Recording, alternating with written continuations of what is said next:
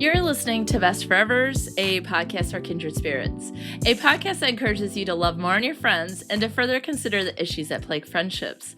I'm Alysa Lucas, and friends, isn't this supposed to be one of the most exciting times of the year?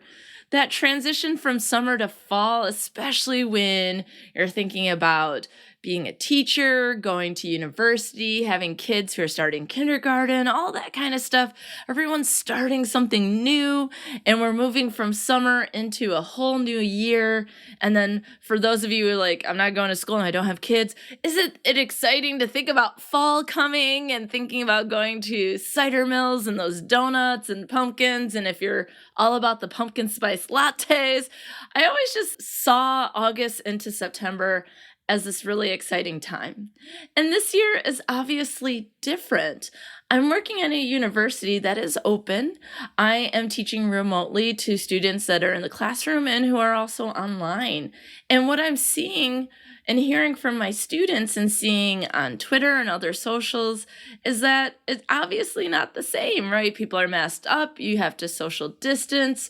There's some parties happening which are a point of controversy.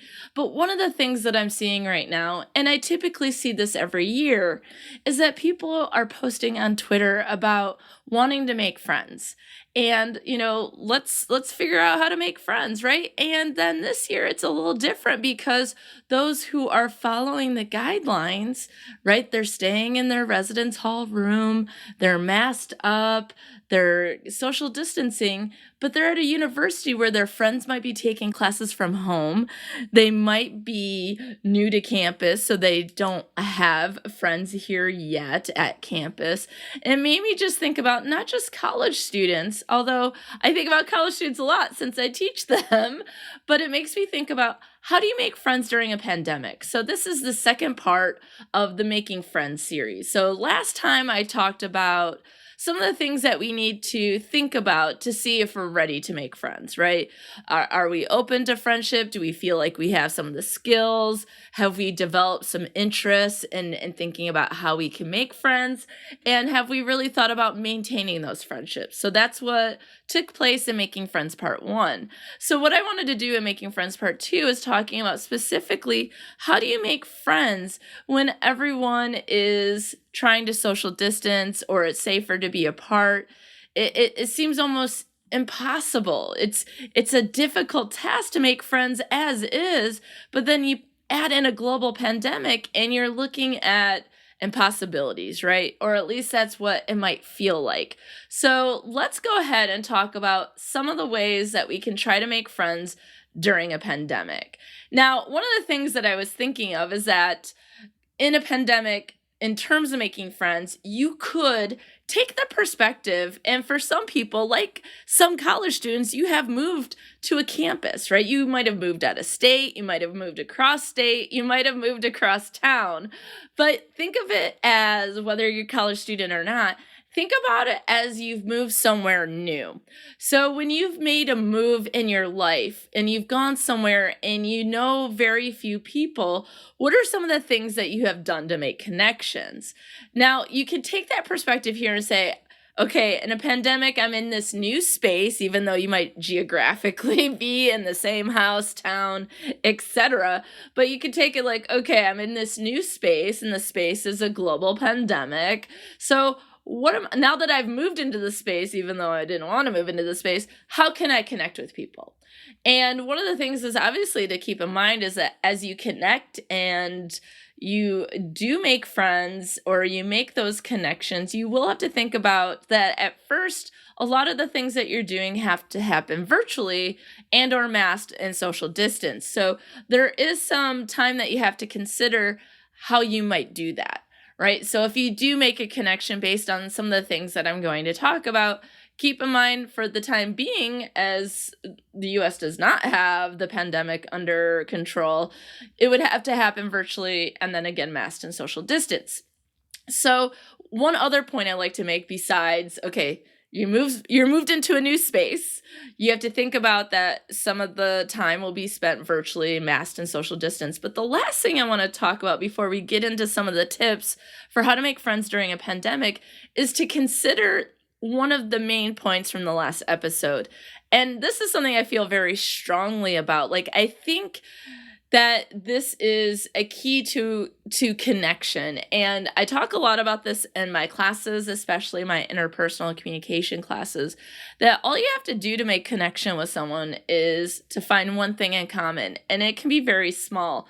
Like, just think about it. If you did actually move somewhere new and you run into someone in your office and they're also from the same state as you, and you're both in a new state, aren't you like, oh my God, Michigan in the house, Michiganders, whoop, whoop, like, okay, maybe that's just me making those noises and saying those things, but that's all it might take, right? I was just talking about this in class yesterday. I asked my students, if you wear a Central Michigan shirt anywhere in the world, what happens? And typically what happens is you'll hear the mantra or the cheer back, fire up chips, right? So that's all it might take, is to connect with someone is on something small. But one of the things that might really help build a friendship longer than maybe something that is acquaintance relationships or what researchers might call weak ties. So these are people who might not be our closest friends. But if you want to develop those friendships or spend more time with those acquaintances, especially during the pandemic, you might want to start thinking about what things you might have in common beyond that you're from Michigan or went to Central Michigan University. What are some other things? And so the point I made in the last episode is that you need to figure out what you're into so that you can find your people who are also into the same things, whether that be a particular, let's say, okay, so the NBA is playing in the bubble, right? Maybe you're into basketball. Maybe you're a crafter. Maybe you're like me and you're a teacher. You want to find your people. It could be based on hobbies. It could be based on activities you do. It could be based on your profession. And I think that is going to help you find connections, whether you're face-to-face or you're virtual during a pandemic. So those are the things I want you to think about as we go through the list. So there are 5 tips I have for you today. So 5 tips to making friends during a pandemic. And certainly there are more. And if you found a really cool, neat, unique way in which to make friends, or you have a story about making friends during the pandemic, I love to hear all about it, because I love friendship, but I also think it's really important to share as many ideas with people as possible, because this is important. Friendship matters. Hashtag friendship matters, right? So you can contact me on all the socials, Best Forevers Pod. You can tweet at me or Facebook me, message me, and then also my email is bestforeverspod@gmail.com. You can also contact me through my webpage, which is alysalucas.com, which covers all 3 of my podcasts: Best Forevers, Fatalities, which focuses on true crime, and the upcoming Unrequited. So there's lots of ways to contact me. So if you have a cool story, please let me know. Okay, so the first tip I have comes from a really cool article by Alysa Santos from May 28th. And it's from Vox. And what the author talks about is using technology to create a chat room for a bunch of friends. And they're not necessarily the closest friends, because we might already have group texts and things like that. So, for example, I have group texts with 5 of my closest friends, and we're texting each other all day long. And so the author is saying to find the other friends you have, right? You have acquaintances, you have coworkers, you have classmates, you have all sorts of people. And what they did was use Slack. And Slack is something that I've used for the Lady Pod Squad. Shout out to all the Lady Pod Squatters out there. Those are women who have badass podcasts. And if you want to search them on Twitter, use hashtag Lady Pod Squad. Always got to give my ladies a shout out. Okay, so we use Slack, and basically it's a group, and then within it there can be different topics, and it's not like being connected to your phone for chat via text. It's something you can go into, you can have notifications, you can do it on the web, or you can do it from your phone or any device, but it's a really cool way to sort of bring people together. And so what the author talks about is saying, they added a few people, and then those friends added a few people, and so on and so forth. And it created a really cool group of folks that have each other in common, right? And that reminded me of an episode of Sex and the City where Charlotte is dedicated to finding a romantic partner in the new year. So what she does is turns to her married friends to ask for help. Do you know any great single guys, right? So she's asking them for help. So you could ask your friends if they have any friends. And for some people, it might be like, wait, are you trying to drop me as a friend? You don't want me as a friend anymore. And that could be problematic in some ways.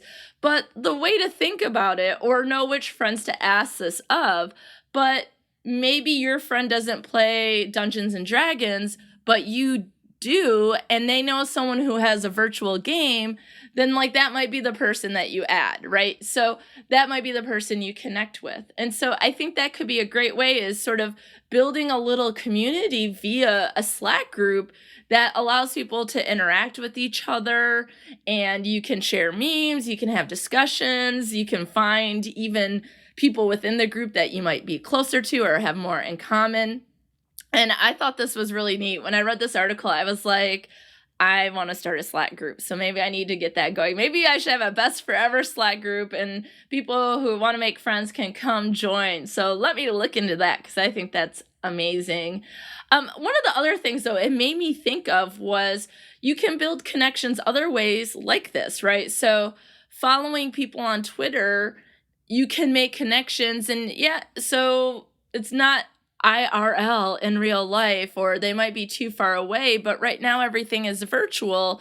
And I think online friendships are friendships, right? They are in real life friendships. So I think that is pretty critical to consider, is that building online friendships can be just as good as building other types of relationships. And since we don't know how long COVID is going to be out of control in the US, for example, then, it might be something to consider, right? And here's the other thing. Friends move across the country all the time. We have to be prepared for these sorts of transitions. So I don't think we should be necessarily afraid of making these connections online. And what's neat about Twitter is that you can follow hashtags based on interest or your profession. So I follow hashtag academic Twitter, hashtag academic chatter. And, I've added a number of people that way, and I comment on their things and like their things and vice versa. And one of the things that you can do in Twitter is you can make a list. So you can put in all the people that might be, for example, part of your profession. So for me, that would be academics or teaching. So I could have a list of all the people I follow, so then I can click on that list and I can see everyone there. I can make a list based on my hobby, podcasts. So podcasters that I follow, podcasters that I'm friends with, that sort of thing. Or I could follow people because I like sports or any of those sorts of things. And so it could be based on your university, based on your town, based on your profession or interest area. And it might just be some ways to build some connections. And it might take longer than, say, being added to a Slack group and being part of it. But you start to add people into your network based on other things than simply geographic location or connection of other people. You can make these connections yourself. So Slack, we got Twitter, and then the next tip is to try out some apps. And so Glamping Hub, which is a blog webpage, wrote an article in March of this year, and they talked about some of the top friendship apps that exist. Certainly, those of you who are looking for romantic partners might use Bumble, but they also have Bumble BFF, which is an app that allows you to make friends. And so does Scout, and that's spelled SKOUT. There's Interpals, where you can meet people from around the world, and so maybe you can make connections that way instead of doing pen pals, like classic pen pals where you write letters. You could do some like virtual pen pals, people that you're connecting with. If you have children, or let's say you just had babies, then there's the app called Peanut, which is for parents, and Alita, which is sports focused. So there might be people who hike or play sports or do. I looked at it, I was like, ooh, what's this one? And then I read it, it was like sports focus. We're the people who watch sports, because I'm like, jogging, it's hard. That's just me. I'm impressed with all of you who are very athletic. I do not have that skill. And then I was also looking at careergirldaily.com, and the article was about how to make friends as an adult. And they had 3 other apps as well. Hey with an exclamation point, Vina, and Yubo. And that's YUBO. And so one of the things might be just trying these out just to see if you can find connections based on interests or based on, again, geographic location. So Bumble, you can set a radius. So I can go on and use Bumble and look for people in Mount Pleasant. And so one of the things would be, it's like looking for a friend, like a dating partner, but these might not be as popular apps, say like Bumble for dating or Tinder or other apps that might exist, but it might be a place that could be useful, right? You're actively looking for something, and you never know, you might be able to find someone that you have something in common with, right? But a warning, one of the things that I've noticed on Twitter or reading about the apps is that one of the things is that people find that they get ghosted a lot by using friendship apps. And I think that could happen for a couple different reasons.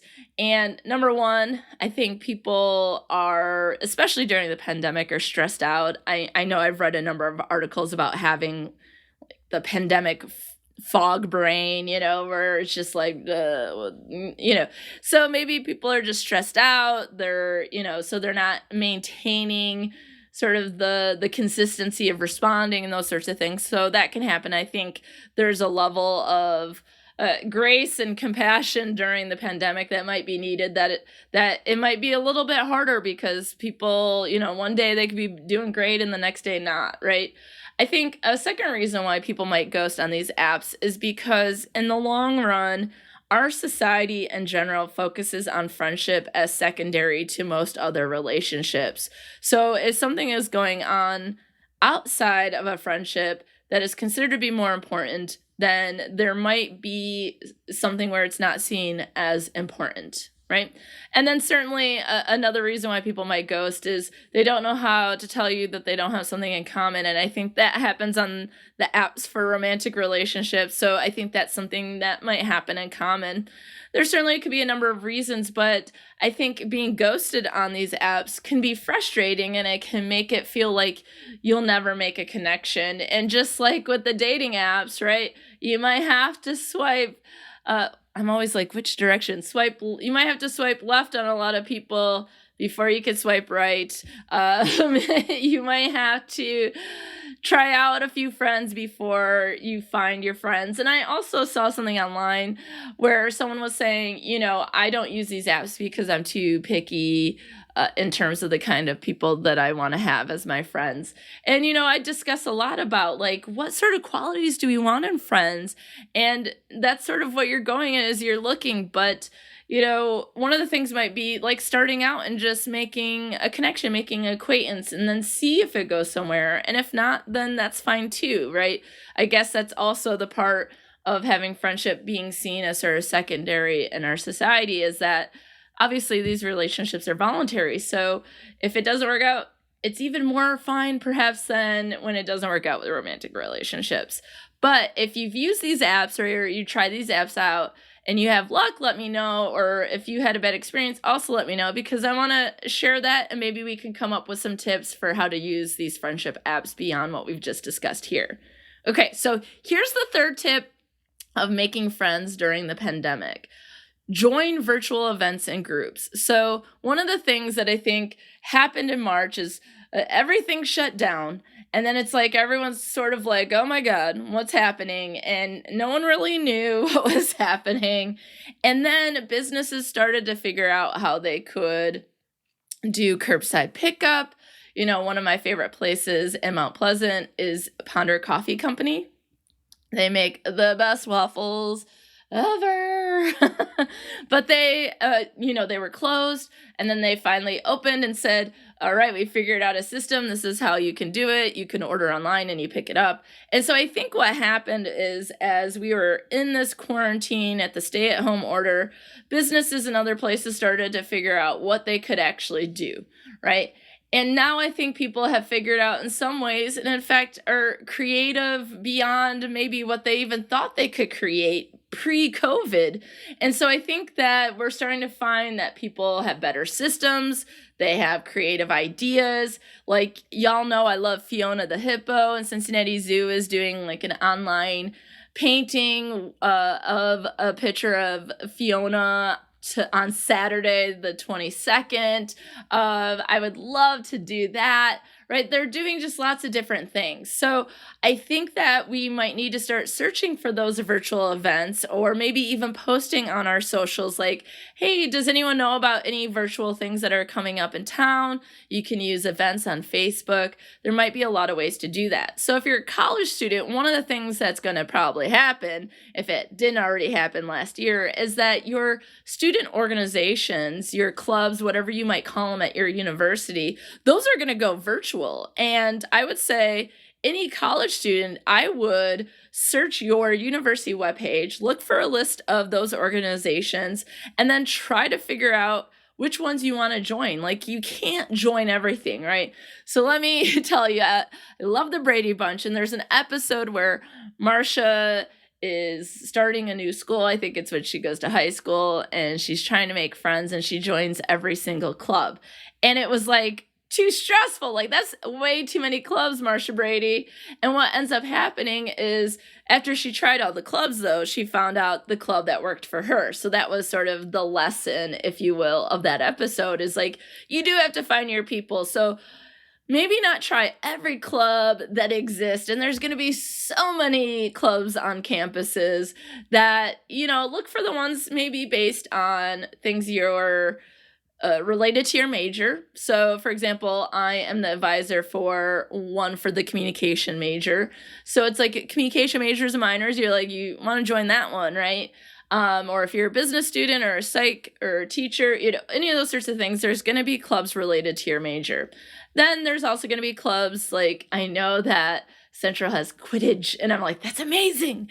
Or there's government related ones, or politics related ones. There's ones based on identity, race, sexual orientation. There's so many different things. You can find your people, and most of those organizations have now gone virtual. So there's a little bit of work in which searching or posting and asking about them on campus. Now, if you're not a college student, I think that's an easy way for college students to sort of look around, as well as that there's often clubs or organizations that put on events, and those are going to be virtual. So you want to find those clubs, and you can find them on Twitter and Facebook, and then follow them so that you can see what events are coming up, and then you can go and you can meet people virtually, or if it's a social distance event, there might be ways to do that, and you can be notified when those events come. Now, not everyone is in college, but I think that is something that is put into place for universities that students could be reminded of, and they can go find friendships that way. And if you're not a college student, then one of the things is looking at community centers. It's looking at the libraries in your area. It's looking at other organizations that put on events in your area. And a great way to figure out what's happening near you is going to Facebook events. So you could go to the web pages of the community centers, libraries, or other places in your town, and there are probably different events and things that are happening. Book clubs, webinars. I find a lot of that by who I follow on Twitter too. So I've attended a bunch of webinars. There's so many different things that you can do. It's sitting down and going, okay, what are some ways that I can join online, right? And going, okay, these are the ways I can do it. And then spending that time to search for things that might be good for you and give it a try. And this leads into our fourth tip. If you don't see anything that works for you, or you don't think that would be your people, for example, then create something yourself, right? You have to create something for yourself. So let's say you want to do a book club. Well, then create that book club and then see what Facebook friends or Twitter friends or those acquaintances that you have, people that you really enjoy and haven't been able to see during the pandemic, that would be a great way to strengthen the relationships, or whatever the case might be, you could start a book club that's online, a virtual Dungeons and Dragons group. You could start a Facebook group for something, invite people to it. There's so many different things. We just have to be bold about making friends. And I take this from The Lily from March 25th, written by Elizabeth Segren. That is a quote, be bold about making friends. And in that article, she talks about specifically, she has a book about being in your 20s. And she talks about how those that are in their 20s are going to have the most friendships they have ever had. And that by the time you're like my age, you have about 8 close friendships, right? So it's like you're in the 20s. When you're in your 20s, you're in your 20s for close relationships. You have lots of friends. But what's happening now is that the pandemic is disrupting that, according to this article, for those that are between the ages of probably 18 and 30, right? Well, it's interrupting a lot of things, but specifically if that's a time where you develop a lot of relationships and you're not able to do so because of the pandemic, on top of the difficulty of making friends generally, then that can be really problematic. And so Elizabeth Segren says, be bold about making friends. So for those of you who are listening that are in your 20s, create something. If you can't find something, create it. And that way you can build your own group of people, right? It's putting yourself out there, trying all the other things I said, but you just have to be like, I'm going to make this happen.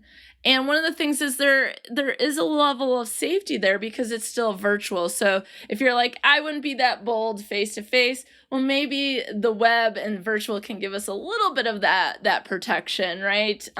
But Elizabeth Segren says, be bold about making friends. She says, be open to being friends intergenerational. So I have friends who are younger than me. I have friends who are older than me. And as long as everyone's over the age of 18, age ain't nothing but a number. I realize that 20-year-olds are probably friends with 18-year-olds. I'm thinking like, just be open to it, right? That you don't necessarily have to be, all your friends have to be the exact same age as you, right? And that people can have friendships based on interest, and interest can sort of cut through age. That age might not be the issue or might not be the reason why people are friends. It could be based on interest or experience. Just because you're in your 20s doesn't mean you don't have an experience that's similar to someone in their 30s, right? Or if you're 21 and they're 28, there might be still something that connects you. And so being open to that allows you to sort of widen the pool of friendships that you're looking for. And then finally, Elizabeth Segren in her article on The Lily talks about transitioning to technology. And for those in their 20s, a lot of your friendships are face-to-face. Whereas, like, as you get older, like myself, your friends are all over the place. And so technology becomes something that is critical. And so when the pandemic happens, it's like immediately a friend's like, here's Marco Polo app where you can send videos to each other. And it's like, boom, okay, we're making this happen. Boom, we're FaceTiming. Boom, we're doing this. There's a lot of boom, right? And so what might happen is that folks in their 20s might be more likely to focus on the friendships face-to-face, and that it might be already that time to consider the transition to tech. And I know there's TikTok and Snapchat and texting and all that, but it's other ways as well. It's FaceTiming, it's doing things via Zoom. And if you're doing those things in your 20s, tell me about it, because this is one person writing about it. And I know she has a book about those in their 20s, but there might be some where you're like, I've already transitioned. And in fact, I got some really cool ideas of how you can transition to tech. So let me know what those are at Best Forevers Pod on any of the socials. And then finally, going along the lines of what Elizabeth Segren is saying about being bold, about making friends, that leads into my 5th tip. And this might be where you start inviting those acquaintances to do something virtual or socially distanced, right? Because these are people that you enjoy, right? These are people that when you do talk to them, you're like, that was fun, or they're funny, or you could work with them. They could be a neighbor. They might be a classmate, a Facebook friend.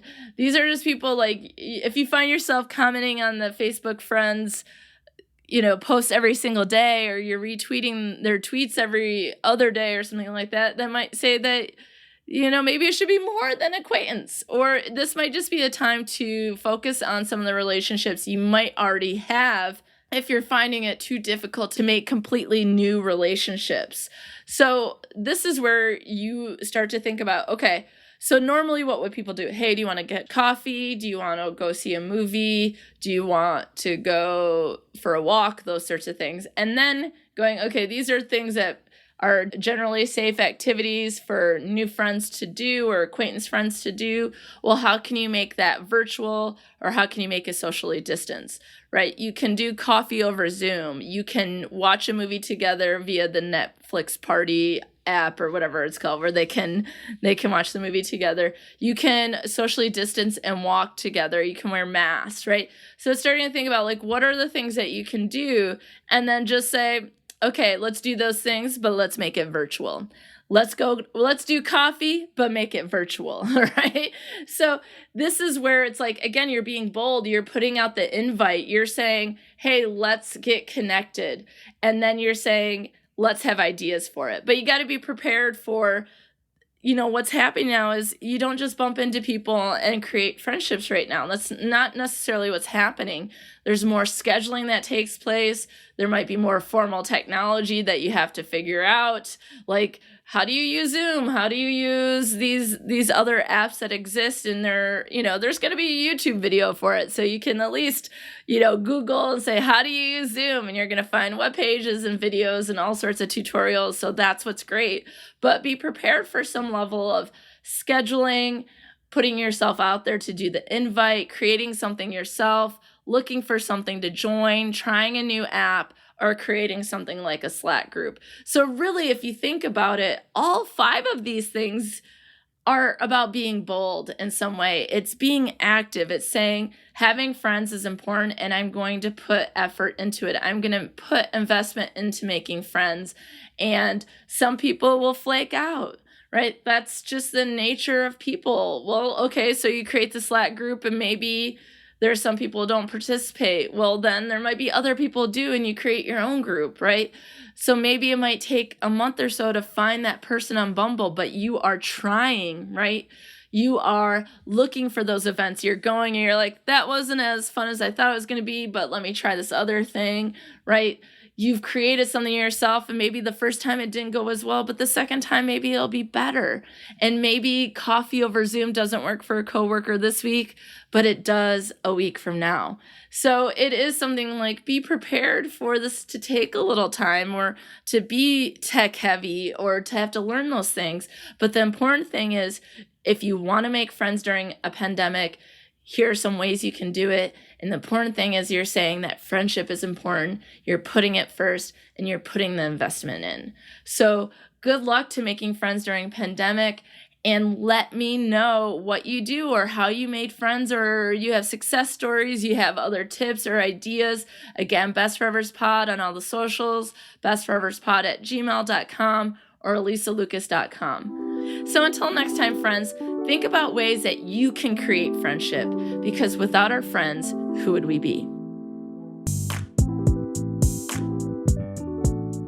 Thanks for listening to Best Forevers. If you like what you hear, be sure to subscribe, rate, review, and of course, share with a friend. Please be sure to follow Best Forevers on Facebook, Twitter, and Instagram at Best Forevers Pod, and I'm at Dr. Alysa Lucas on Twitter.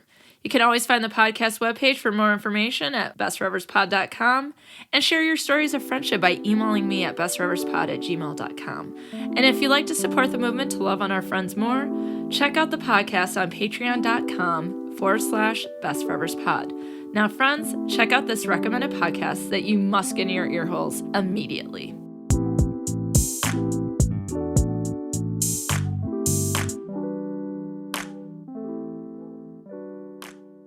Does the current political climate make you want to move to that island in Japan with a bunch of cats? No.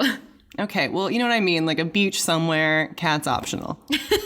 Well, yeah, without the cats, because the current political climate makes me want to be in the fetal position all day. Check out Feminists Without Mystique. New podcast episodes released every Wednesday. Me, wow. Oh, God.